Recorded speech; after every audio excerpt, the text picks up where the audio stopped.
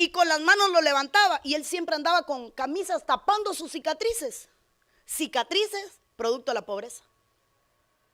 Entonces, hermano, cuando yo leo, cuando yo estudio qué es el espíritu de pobreza, no es lo que nosotros imaginamos. Va más allá de una escasez, va más allá de un día de hambre. ¿Y por qué enseño esto? Porque hay gente que siendo rica se queda pobre y no sabe qué es pobreza. Y hay otros que siendo pobres no se dan cuenta de su pobreza y no quieren salir de ahí. Y hay otros a quien la iglesia le hizo daño porque le ministró un espíritu de pobreza. Yo venía de una iglesia cuando yo me convertí siendo una niña, donde la humildad se confundía con pobreza. Entonces, para ser humilde había que ser pobre. ¿Cuántos escuchamos? Yo estuve en una iglesia humilde. ¿Humilde por qué? Porque no tenía techo, piso, alfombra. Cuando yo estaba en una, y de pronto el concepto de pobreza dejó de ser un espíritu destructivo para ser la carencia de algo. Eso no es pobreza. Si había un pastor humilde, tenía que ser humilde porque no tuviera zapato ni ropa y bien flaco. Entre más lombriciento estaba el pastor, más humilde era. ¿Qué pastor más humilde? Ni fuerza para predicar tenía. Qué humildad la de ese hombre. ¿Por qué y en qué momento confundimos la pobreza con humildad? Humildad no es ser pobre.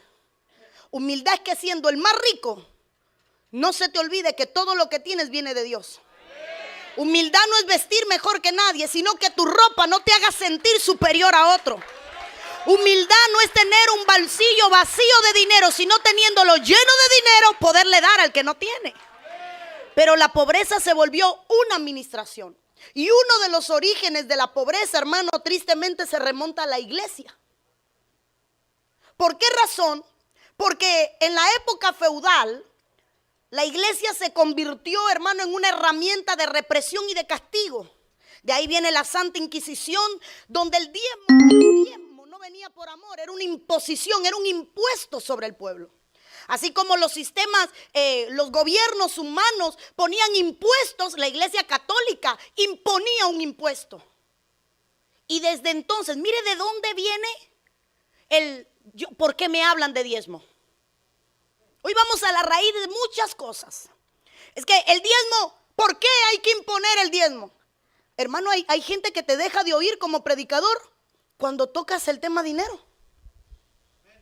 ¿Por qué? Porque fueron marcados por la iglesia católica inicialmente y luego por la iglesia que no sabía la historia mire, la iglesia ha derramado más sangre que muchos sistemas.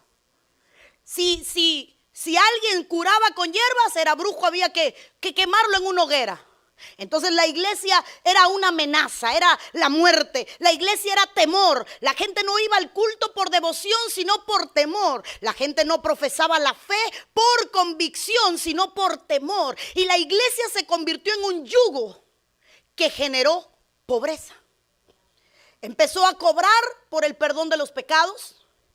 Empezó a cobrar, no me acuerdo cómo se llama esto de sacarte de expiación, para sacarte del purgatorio. Entonces el pobre se iba al infierno, el rico pagaba su salvación y llegaba, hermano, con dinero al cura y le pagaba, y de pronto, hermano, el que ya no voy al purgatorio porque mi dinero hizo que yo pagara mis deudas. Entonces el concepto espiritual se perdió. Nadie tenía que pagar por las deudas espirituales, sino por las deudas económicas que tenía. La iglesia católica creció oprimiendo, destruyendo. Esto es historia, no se lo estoy inventando. Es historia. Vaya y estúdiela. ¿Cuántas películas no hay? Usted las